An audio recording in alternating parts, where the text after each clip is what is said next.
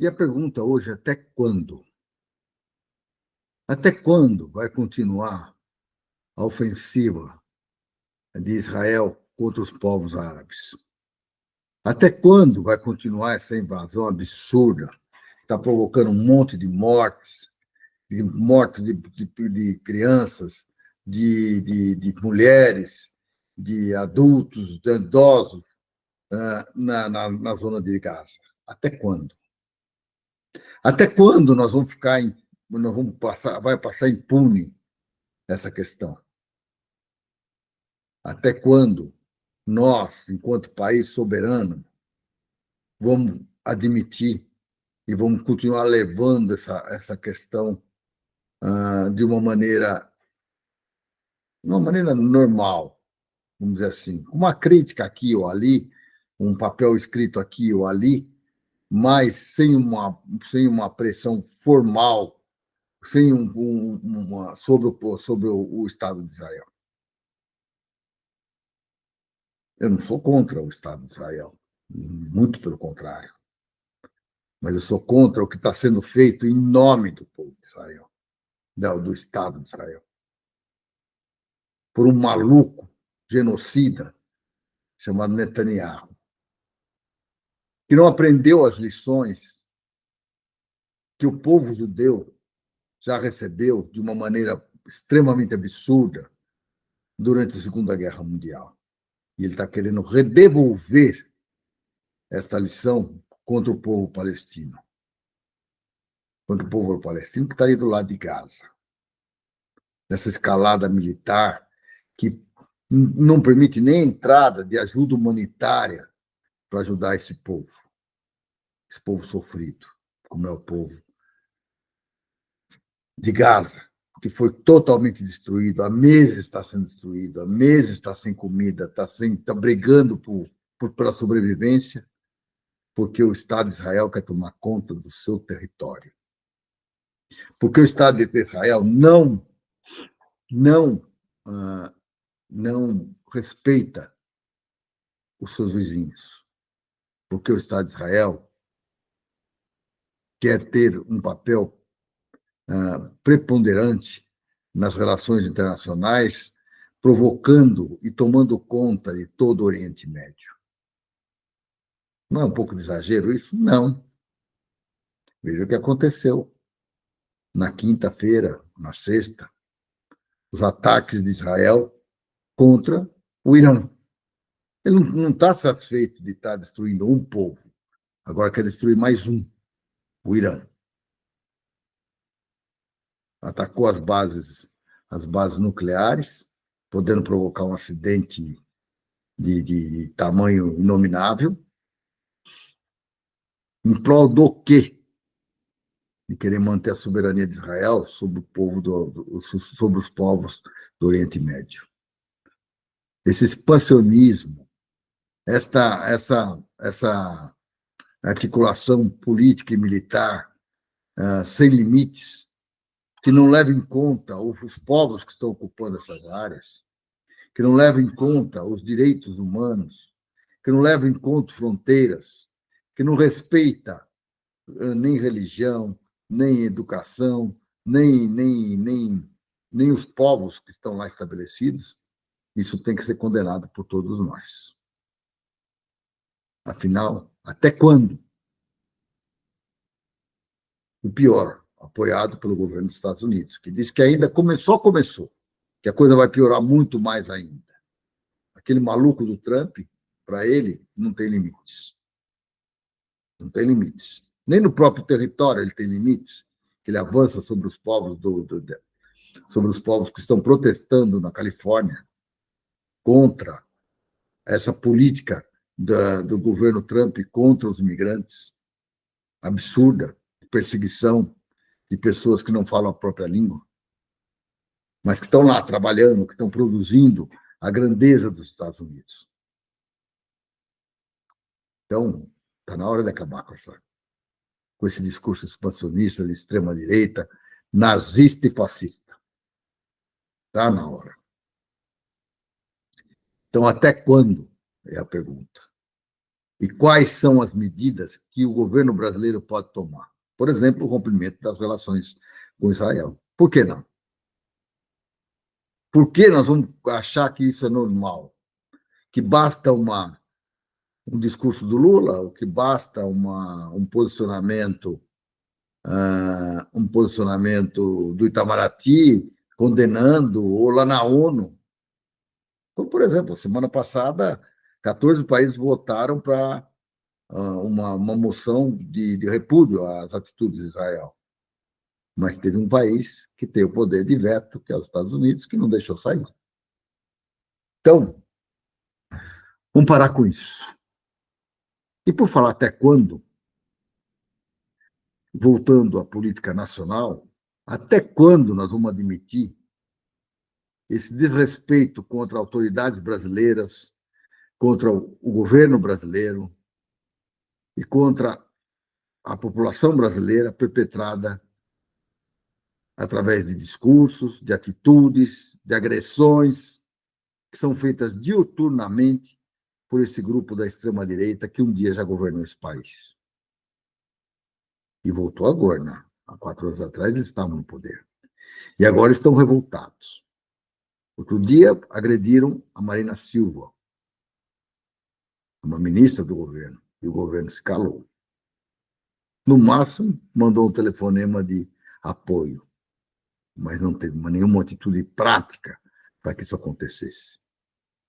Alguns dias atrás, agiu contra o Haddad, que estava explicando medidas econômicas no Congresso Nacional que tinham sido negociadas com a própria direção do Congresso, mas que muda de posição conforme o ar, conforme a mudança do clima, conforme agrada ou não agrada os interesses dos grandes lobbies nacionais, compostos pelos Faria Limers, pelo agronegócio, pelos rentistas em geral. É isso que nós queremos do país? É um país acuado? É um país onde pessoas completamente sem escrúpulos, como aquele deputadinho federal lá do Minas Gerais, ganham importância, ganham relevância, andam protagonismo, porque nós não temos capacidade de defender o povo brasileiro, porque não temos capacidade de defender o governo brasileiro, porque não temos capacidade de defender um governo que está procurando trabalhar questões sociais de uma maneira justa, apesar dos desvios que tem em relação ao Banco Central. Vamos falar que o Galípolo não é do governo, que é do Banco Central, dos desvios da política econômica, que eu não concordo com ela, mas não me dá o direito de permitir e aplaudir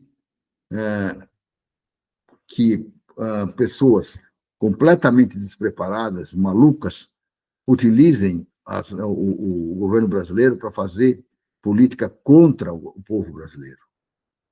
Contra o povo brasileiro. Que venham pressionar num tal de precisamos superávit primário. Essas normas, até que o próprio governo colaborou quando fez aquele tal daquele arcabouço fiscal. E que agora está pagando por ele. Apesar de deixar críticas naquela época, que não era para fazer um negócio daquele, mas fez. Do mesmo jeito que a Dilma fez quando trouxe para o governo o Levi, no segundo mandato dela. Pagou caro por aquilo. E como pagou caro? Então, nós temos que lembrar isso e nos posicionar. E nos posicionarmos para defender o pouco que resta de democracia nesse país, o pouco que resta de dignidade ao povo brasileiro, e defender as políticas sociais que trazem, que miram para o futuro de um país. E aí nós não podemos esquecer que nós temos os programas sociais, eles tiram da fome, trazem o povo para uma posição melhor. As políticas de saúde ajudam a saúde do povo brasileiro. A educação traz o povo da ignorância para um protagonismo diferenciado. E isso eles são todos contra. Melhor manter esse povo ignorante, escravo, e que atenda aos interesses dos grandes capitais. Eles é que sabem que o Brasil precisa. Eles que condenaram esse país desde 1500 a, a viver no subdesenvolvimento. E está na hora da gente trazer esse país ao protagonismo, trazer esse país para pensar no seu futuro, para defender a sua soberania e para lutar por um país muito mais forte, sustentável, soberano, socialmente justo e igualitário. É isso que nós temos que procurar. E é isso que nós temos que buscar. Então, pessoal, vamos à luta. Precisamos retomar o nosso protagonismo. E esse protagonismo não se faz só nas redes sociais. Porque até agora a gente escuta, não, mas eles são melhores. Tá bom, mas e nas ruas? Ah, mas nós paramos com o movimento social, então está na hora de reativar. Senão daqui a 1 ano e meio nós vamos pagar caro essa conta. Muito caro. Nós vamos condenar esse país de novo ao atraso. Então precisamos estar atentos desde já. Desde já. E vamos começar discutindo os assuntos que realmente importam a esse país. Para nós, nesse programa, esses espetáculos que estão levando a esquerda ao delírio, nada mais são do que a aplicação da justiça de algo que foi totalmente errado, que foi a tentativa de golpe. Então, eu não vou aqui discutir esse assunto. Se o cara dizia que era imbrochável, que era isso, que era aquilo, incomível, não sei o que lá, mostrou outro dia que ele era brochável, que ele baixava a cabeça, que ele não tinha capacidade para enfrentar aquilo que ele falava que ele era o grande macho. Mas isso não interessa. Isso não tem nada. Interessa para nós é até quando. Até quando o povo palestino vai ficar sendo pressionado? Até quando os nossos ministros vão sair correndo do Congresso? Até quando o nosso governo vai ser jogado para o chão, diuturnamente, pela grande imprensa, pelas mídias sociais e pela coisa, num protagonismo que nós não temos capacidade de se contrapor. Não temos capacidade, não significa que nós não temos condições. Porque nós temos essa condição. Basta sair do comodismo e sairmos para a luta. É isso, pessoal. Vamos à luta. Nós temos 1 ano e meio para mudar esse quadro. Nós não podemos ficar só de cabeça baixa, porque a gente vê as pesquisas mostrando uma queda de credibilidade do nosso governo. Nós temos que pensar no futuro desse país. E temos que saber como levar para esse povo uma nova mensagem. Uma mensagem muito mais forte e muito mais positiva. E que é possível mudar, sim. E que nós vamos ter capacidade de mudar.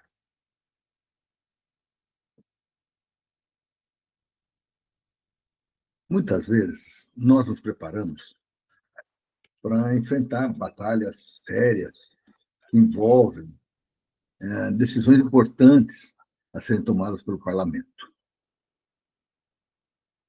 E a engenharia está passando por um momento em que ela discute questões importantes nas modificações da Lei 5.194, de 66, que já é uma lei bastante antiga e que já é uma lei que ela deveria estar em processo de mudança já, porque o mundo mudou nesses 60 anos, quase 60 anos. O mundo mudou, os desafios são novos, as questões que se apresentam são diferentes e tudo mais. E aí nós começamos a trabalhar propondo sugestões de melhoria nesse processo que já vinha. Esse processo, para vocês terem uma ideia, o processo começou ele começou com o Guedes querendo abrir o mercado da engenharia para entrar em empresas estrangeiras. Já tinha naquele processo de derrubada na Lava Jato, da derrubada da destruição das empresas de engenharia, já tinha um plano para tirar as empresas de engenharia nacionais do mercado internacional, onde elas eram extremamente competitivas e mostravam grande capacidade técnica para resolver problemas, e abrir esse mercado para quem? Para as empresas estrangeiras, bem padrão Guedes, Bolsonaro, Temer, companhia bela.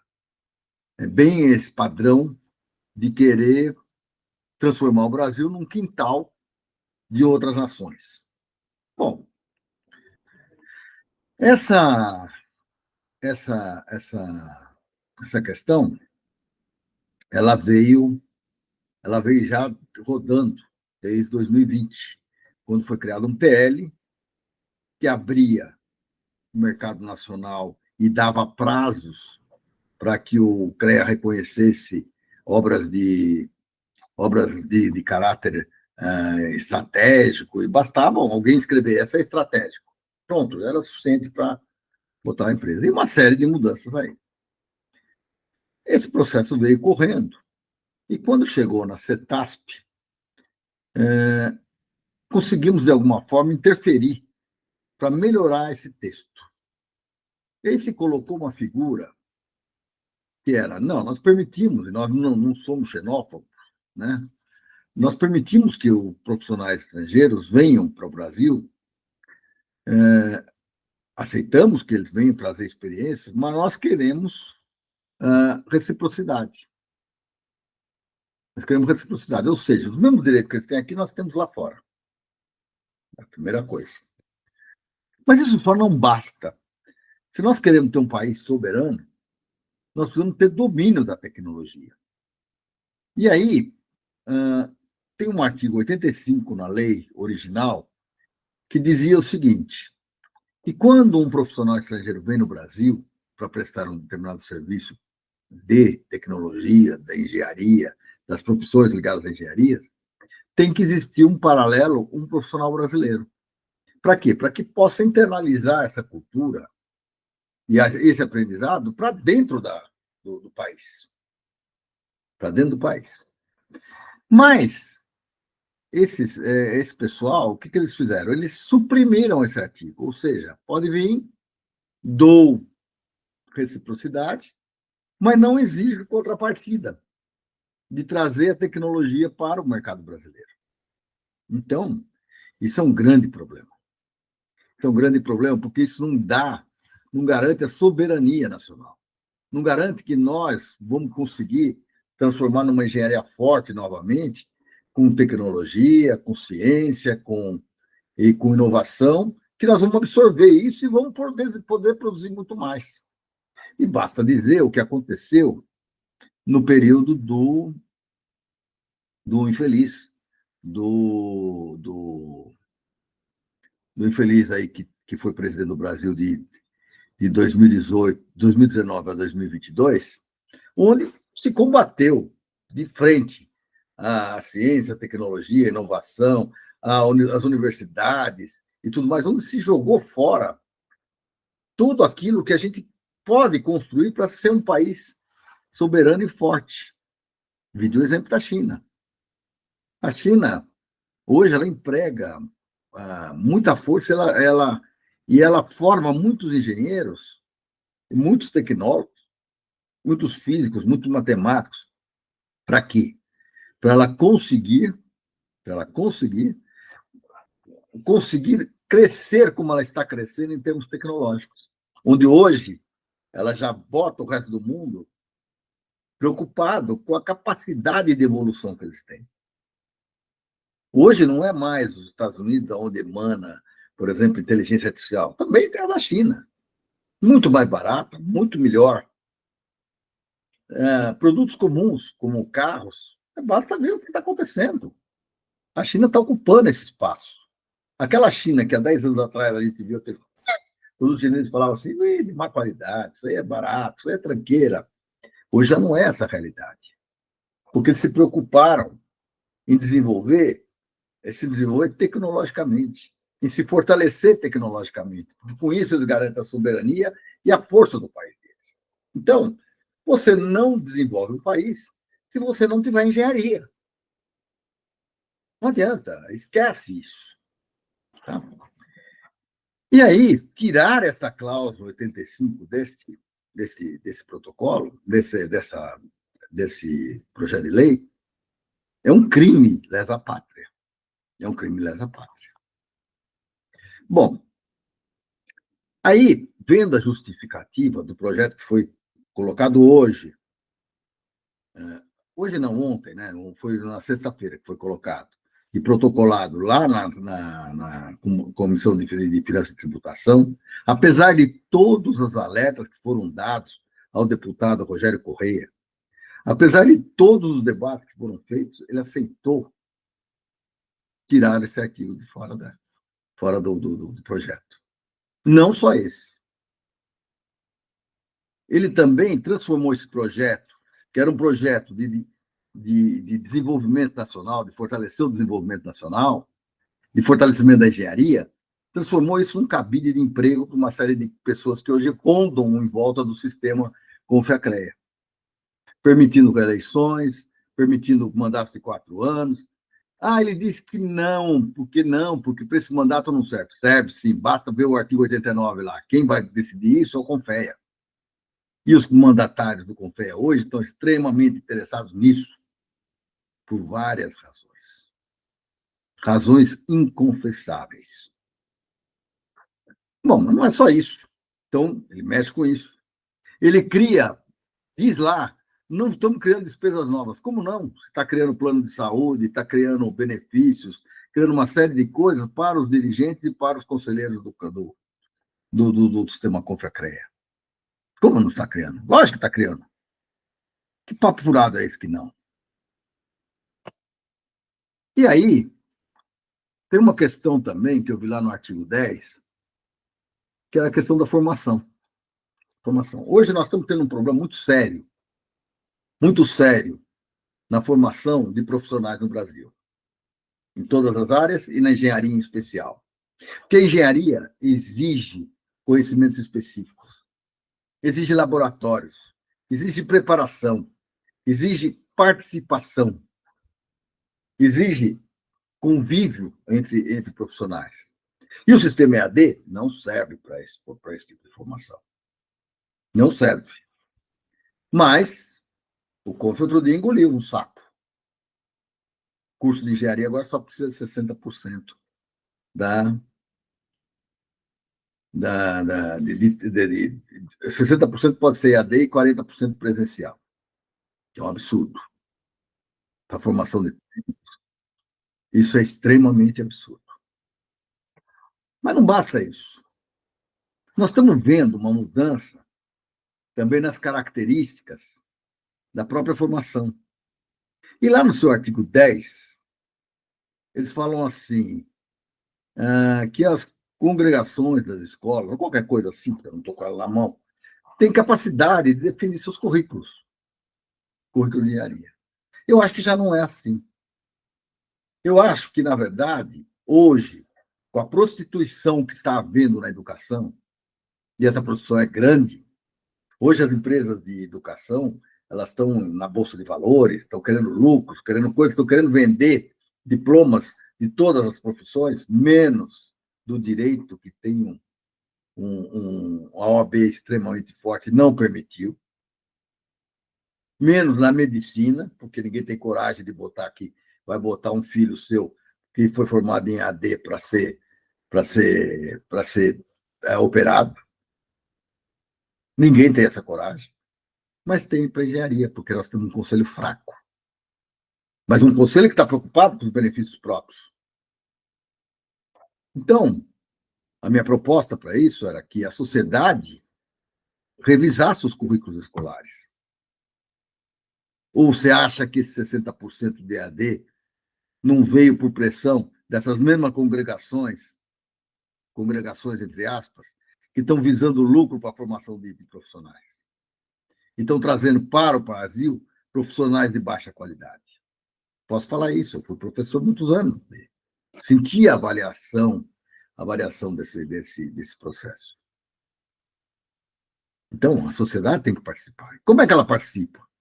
Ela tem entidades científicas, ela tem entidades empresariais, ela tem entidades que precisam avaliar quais são os desafios que nós temos pela frente. E trabalhar essa questão. Então, tem lá o artigo 10. Isso aí. É uma questão a ser tratada, a ser muito tratada. Depois, aproveita um projeto que vai discutir a engenharia, que é um projeto de regulamentação da engenharia, para dizer que o presidente dos CREAs e dos CUNFES, que tem hoje 3 anos de mandato, podem ter 4 anos. Bom, essa é uma discussão que nunca passou pelos congressos da engenharia. Mas tudo bem. Vamos lá, vamos discutir, vamos ficar em 4 anos. Mas para o mandato atual, aí vem alguns assessores e dizem, não, no mandato atual, não. Olha o artigo 87, que diz que quem vai definir como, quando e de que jeito vai ser feito isso é o CONFEA. Justamente quem está interessado em aumentar para mais um ano os mandatos. Justamente ele, que está trazendo benefícios para os presidentes de CREA, diretores de CREA, está trazendo benefícios para os conselheiros, comprando essa base toda nesse processo, e ainda está aumentando um ano de mandato. Por quê?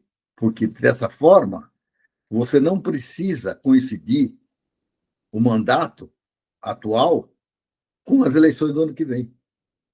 Isso abre espaço para que, além de ser presidente do CONFEA, do CREA, eles possam ser deputado estadual, deputado federal, o diabo.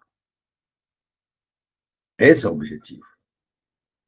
E usam a máquina que eles têm na mão, que é uma máquina poderosa, se você for olhar, o CONFEA agrega 1.300.000 profissionais. Para fazer o quê? Para trazer votos. O atual presidente do CONFEA já fez isso na eleição passada.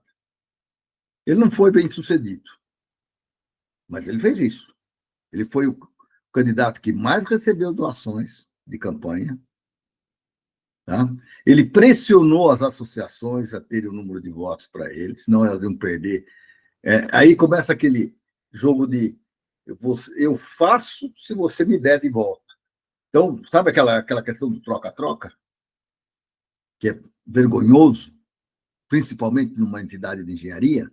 Ele fez isso. Ele faz isso. Ele faz isso. E vai fazer isso agora no CONFEA. Onde vai criar a máquina muito mais poderosa, então 1.300.000 engenheiros. Ah, mas ele é presidente de todos. Ele é presidente de todos, ele realmente é. Mas ele só teve 60.000 votos. Porque nós não temos coragem de discutir na obrigatoriedade dos votos da engenharia. Ah, vão falar para mim, não, foi 62.250. Não interessa. Por volta de 60.000, num total de 1.300.000. Um total de 1.300.000. Mas ele tem o poder.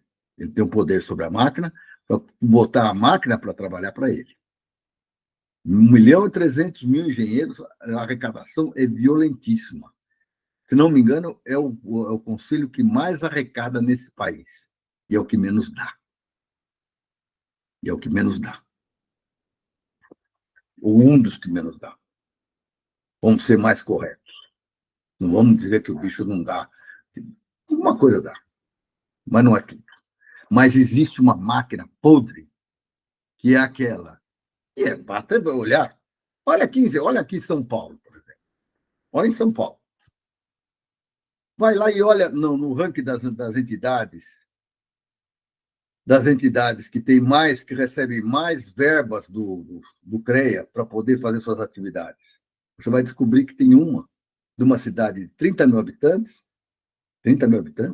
que provavelmente tem por volta de 30, 40 engenheiros, que recebe mais do que de cidades grandes como Santos, São Bernardo, Santo André e o diabo. Por quê? Porque o presidente de lá é da diretoria do presidente de cá.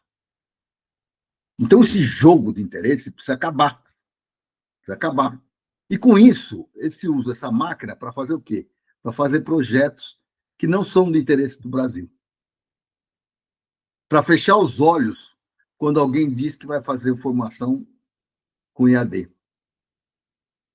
Para fechar os olhos quando nós temos que evoluir. Para transformar a engenharia, tirar o protagonismo da engenharia e transformá-la num ser amorfo, que não tem nem condição de ir para frente. É hora de buscar o protagonismo da engenharia. É de ajudar o governo brasileiro a fazer um plano de desenvolvimento nacional. É de botar as nossas forças para transformar esse país de um país medianamente atrasado para um país de ponta.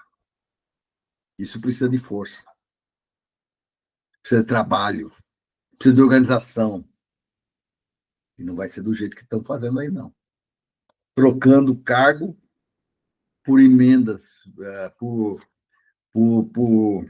vamos dizer melhor, vai?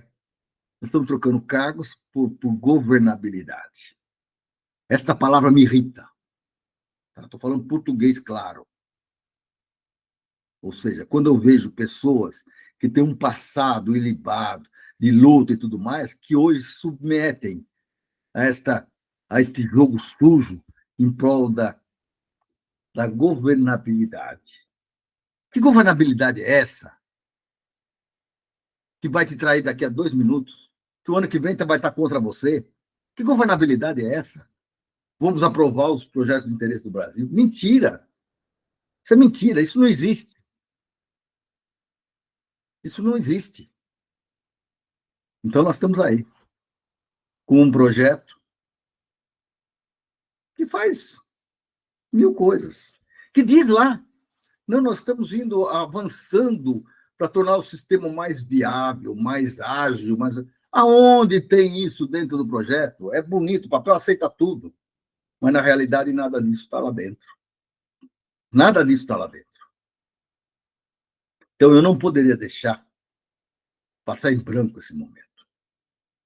Eu sou um dos que lutou muito para que a gente discutisse engenharia para valer. E não para que entregasse a engenharia na Bacia das Almas para mais uma vez ser conspurcada, para continuar cada vez mais por baixo e sem a responsabilidade que ela tem para ajudar o desenvolvimento nacional. Está na hora de se movimentar essa rota. Está na hora de fazer desse país um outro país. Tem mais exemplos no projeto lá. Tem mais exemplos. Mas mostra claramente como é que nós estamos jogando. E aí me dizem que o ministro saiu dessa mesma comissão de Finanças e Tributação, saiu chutado. Saiu vaiado, vaiado não foi, mas saiu desrespeitado. Um ministro de governo. Por quê? Porque foi defender posições que já tinha fechado com setores importantes do Congresso, já tinha fechado. Aí o mercado disse: não, nosso lucro ninguém mexe. Tem que tirar dos pobres, tirar dos sofridos, tirar dos projetos sociais. É daí que tem que tirar. E ainda falo que são eleitorais isso aí. Eleitoral é defender o povo brasileiro? O eleitoral é dar dinheiro a rodo para essa turma de deputados? 50 bi ano de emendas para que eles possam se eleger, para que eles garantam o seu lugar ao sol e garantam algumas coisas que não são muito republicanas, porque o dinheiro passa por eles, a liberação dele passa por eles. Então, o que nós estamos buscando nesse país? Aonde nós estamos indo? Quer mais um exemplo? Nós vamos fazer um programa especial sobre isso. A questão da educação. Da educação. A educação que ela já vem corrompida desde a base. Desde a base. Começam com essa história de escolas cívico-militares. Nós temos que formar pessoas que tenham discernimento, que tenham conhecimento, que tenham vontade de mudar esse país. Pessoas que não sejam submissas, que não fiquem batendo continência, mas que tenham um senso crítico. Para quê? Para que nós possamos desenvolver esse país com capacidade de leitura, matemática, capacidade de conhecimento de sociologia, das questões humanas e tudo mais. E o que nós estamos fazendo?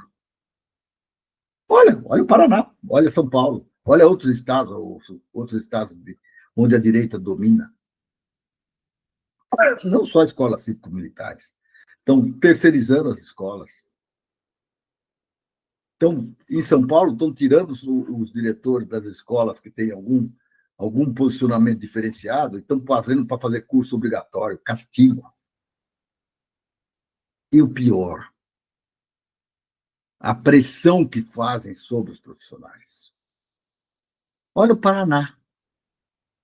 As professoras estão morrendo na atividade. Tamanha a pressão que estão sofrendo. Em vez de elas estarem preocupadas com o conteúdo, elas estão sendo pressionadas para trazer resultados para quem? Não para os alunos. Os alunos não. Os alunos estão lá batendo continência.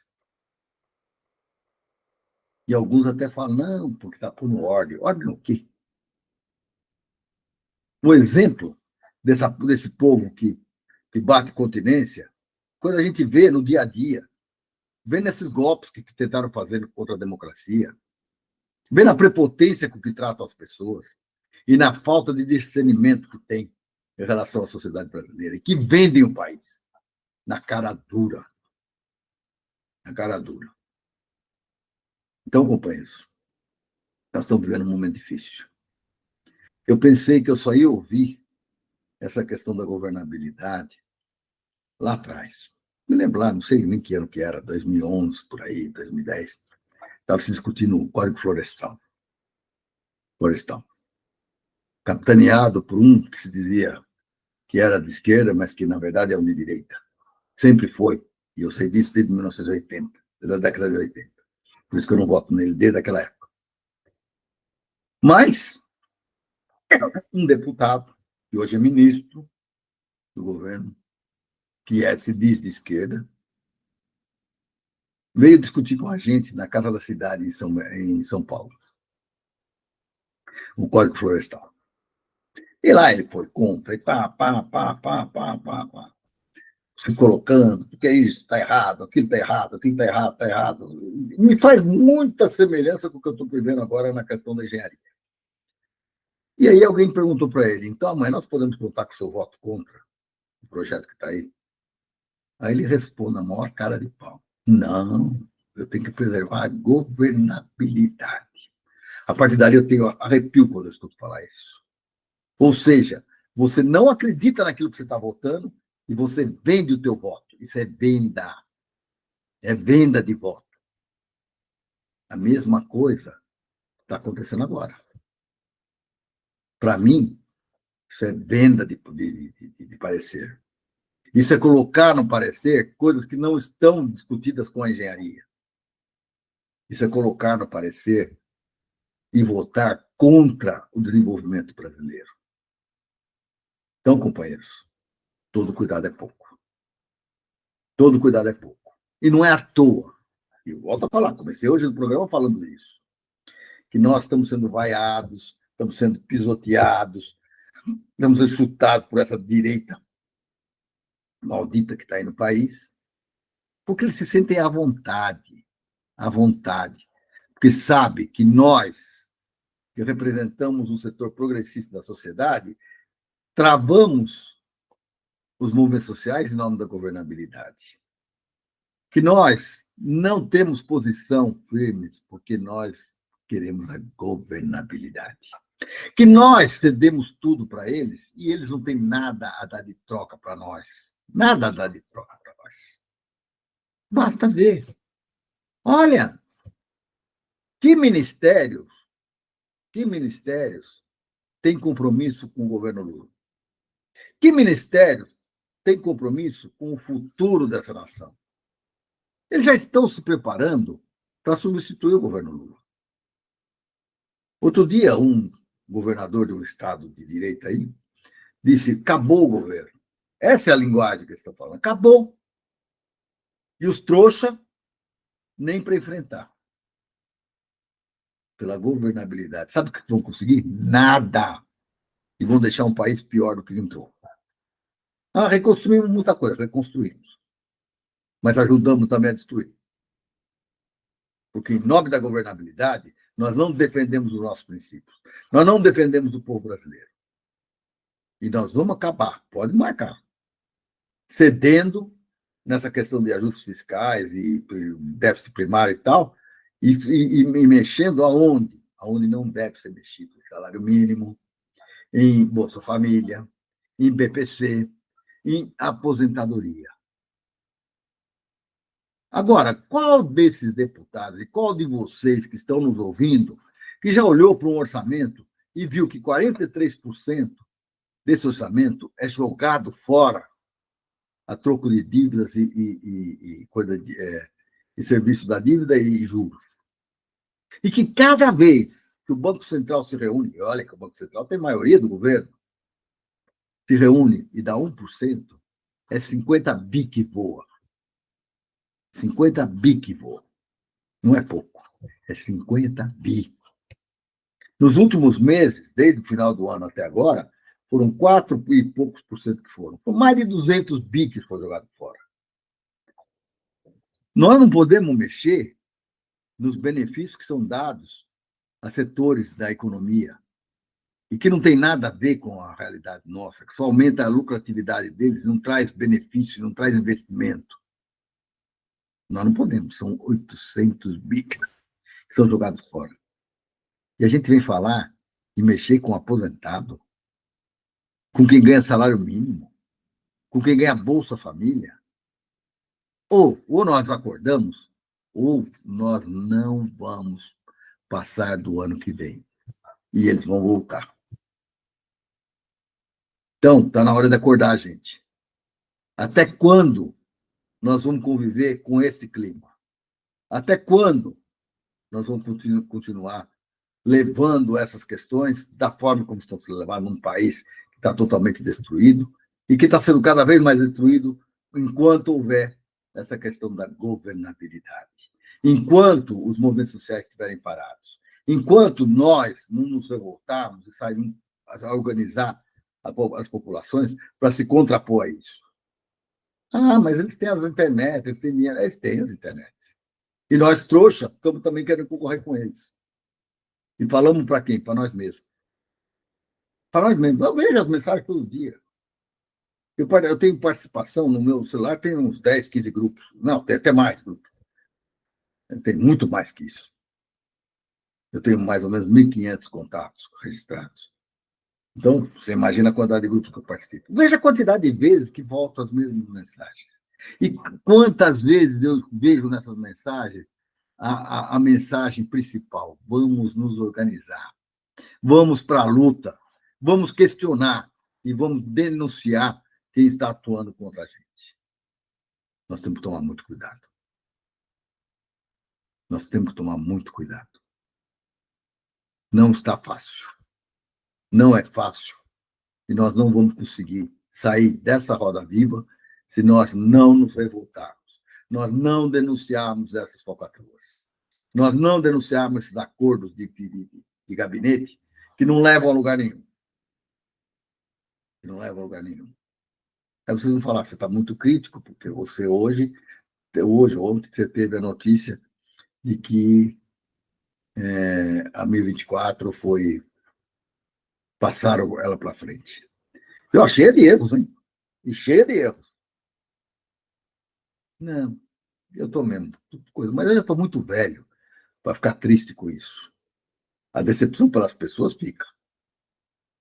A decepção pelas pessoas fica. Principalmente por pessoas que vieram na minha cara prometer que seria diferente. E, no fundo, fazem exatamente aquilo que eles estão sonhando. Ah, mas tem uma briga no Congresso por causa de passar a lei não sei das quantas, o IOF, a não IOF, eles vão continuar revoltados do mesmo jeito. Não é dando de presente para eles isso que nós vamos conseguir mudar. Não é isso. Isso é covardia.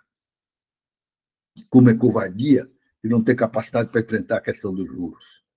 Tendo o presidente do Banco Central e a maioria dos diretores ligadas ao governo, que deveriam estar obedecendo aquilo pelo qual foram eleitos. Então, pessoal, é hora da gente repensar.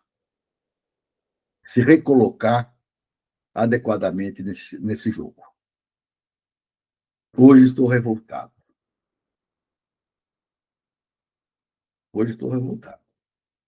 Mas a minha revolta não se transforma só em ficar nervoso, não dormir à noite e reclamar.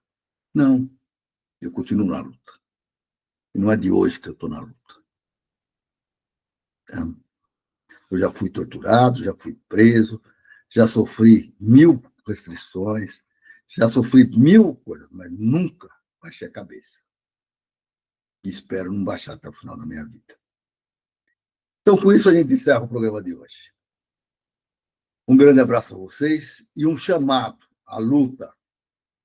E olha, nós temos que estar de olho nisso. Nós estamos deixando o país ser destruído por essa tal da governabilidade como mantra principal. E estamos deixando o mundo ser destruído quando a gente fecha os olhos para o que está acontecendo lá no Oriente Médio, onde Israel se acha dono do mundo, se junta com os Estados Unidos e agride os povos, e destrói os povos, e pratica genocídio, e a gente não se manifesta adequadamente. Vamos à luta, companheiros. Até quando nós vamos aguentar isso? Até quando nós vamos viver sobre essa pressão? Um grande abraço a todos. Tchau. Até a semana que vem, se não me tirarem fora do programa. Certo? Eu não suporto este tipo de que a gente acha que isso é normal, que a gente absorva como normal o que não é normal.